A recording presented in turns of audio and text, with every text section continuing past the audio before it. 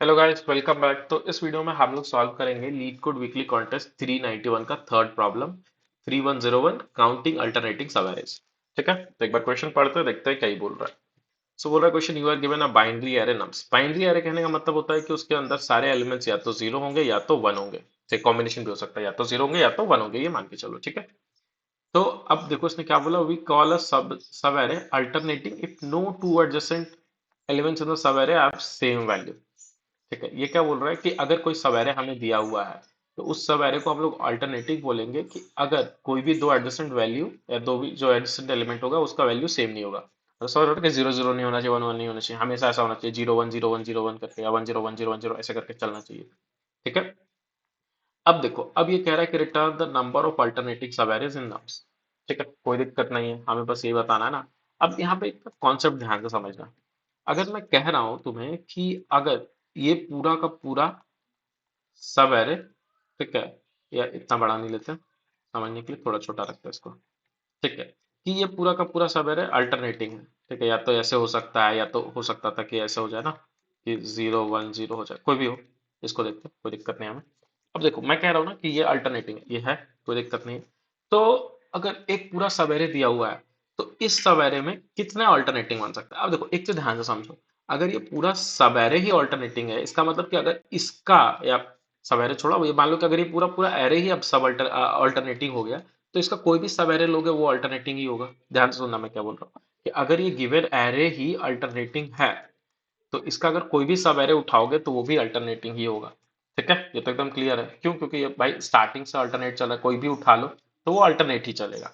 ठीक है, तो अब हमें क्या देखना है, एक चीज, कि अगर मान लो कि अब ये जैसे तीन साइज का एरे दे दिया हमें, ठीक है ना, ये तीन साइज का एरे हमें दे दिया, तो इसका मतलब अब इसके कितने सब एरेज बन सकते हैं। एक यहाँ से यहाँ स्टार्ट हो सकता है, एक यहाँ से यहाँ जा सकता है, एक यहाँ से यहाँ जा सकता है।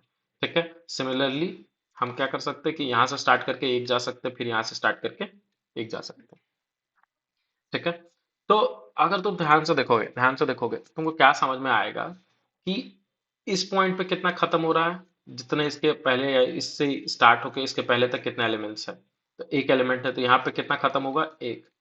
इस पॉइंट पे कितना खत्म हो रहा है, तो दो। एक इसका, या जो यहाँ से स्टार्ट हुआ है वो वाला, और एक जो यहाँ से स्टार्ट होगा ये, दो खत्म हो रहे हैं। तो यहाँ पे कितने खत्म हो रहे होंगे सब एरेज, दो। यहाँ पे कितने खत्म हो रहे हैं, तीन। एक जो यहाँ से स्टार्ट हुआ होगा फर्स्ट पोजीशन से यहाँ तक जाएगा, एक सेकंड पोजीशन से यहाँ तक जाएगा, एक यहीं से स्टार्ट होकर यहीं पे जाएगा। तो टोटल तीन। तो टोटल टोटल कितने सब एरेज बन जाएंगे इसके, इसके टोटल सब एरेज बन जाएंगे one plus two plus three, that is six.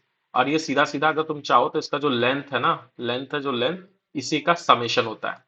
ठीक है, तो देखो, अब अगर हमें पता है कि अगर एक पूरा का पूरा एरे अल्टरनेटिंग होता, ठीक है, पूरा अल्टरनेटिंग होता, तो हम क्या करते, उसके जितने भी सब एरेज होंगे वो अल्टरनेटिंग होंगे। अब हमें पता है कि जितना लेंथ का वो एरे होगा उस लेंथ का समेशन डाल देंगे। देखो, ये one plus two plus three क्या ही है बेसिकली, जो इसका थ्री लेंथ था, तो तुमने one plus two plus three जितना लेंथ था वहां तक तुम गए। अब हमें पता है कि समेशन ऑफ लेंथ क्या होता है, कुछ नहीं। या समेशन ऑफ एन अगर हम बात करें, समेशन ऑफ एन क्या होता है, कुछ नहीं, n into n plus one whole divided by two. तो लेंथ के लिए क्या ही हो जाएगा, length into length plus one whole divided by two. ठीक है, तो यहां से ये वाला हो गया। अब देखो, अगर ये पूरा का पूरा एरे अगर होता, तो ये पूरे एरे का जितना भी सब एरेस था वो हमने कंसिडर कर लिया।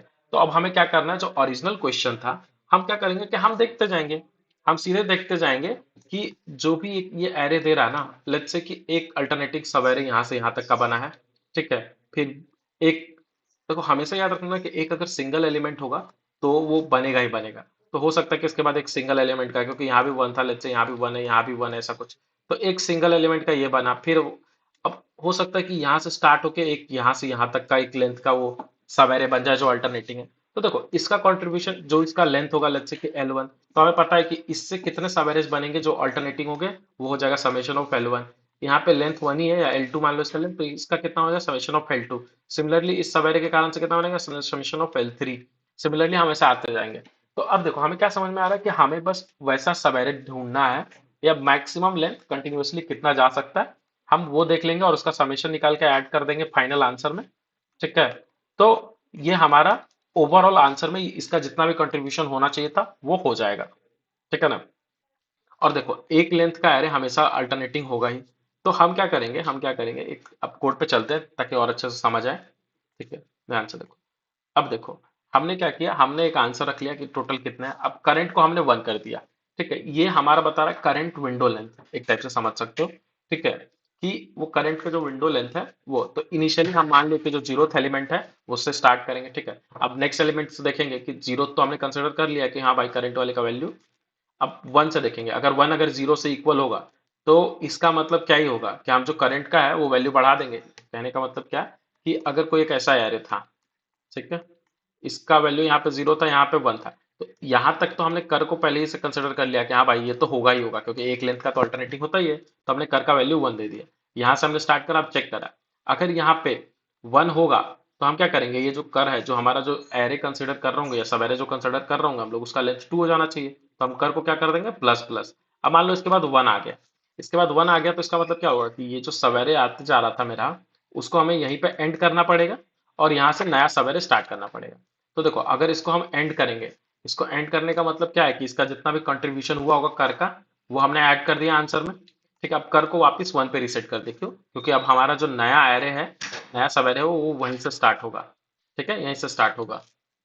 ठीक है, अब देखो, और अगर नहीं तो अगर मैच हो जाता तो हम क्या करते हैं, करंट की लेंथ को बढ़ा देते हैं।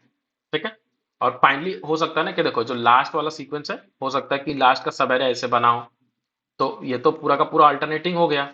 तो इसके बाद जो भी करंट का लेंथ आया होगा उसको हमें ऐड करना पड़ेगा, क्योंकि तुम ये सोचो ना, यहाँ पे 101 ऐसा कुछ होता, तो ये तो कंडीशन फेल हुई नहीं थी, ये कंडीशन, ये वाली कंडीशन मैच हुई नहीं थी, सॉरी, तो ये कंडीशन मैच नहीं हुई थी, तो हमने वो वाला कंट्रीब्यूशन तो ऐड करा ही नहीं। तो इसलिए हम जब लूप से बाहर आ जाएंगे तो देख लेंगे, हो सकता है अगर वो एक ही लेंथ का होगा तो बस एक ऐड होगा, और अगर उससे बड़ा लेंथ का होगा तो वो भी अकॉर्डिंगली हमारे आंसर में ऐड हो जाएगा। ठीक है, एक बार सबमिट करके चेक कर लेते हैं।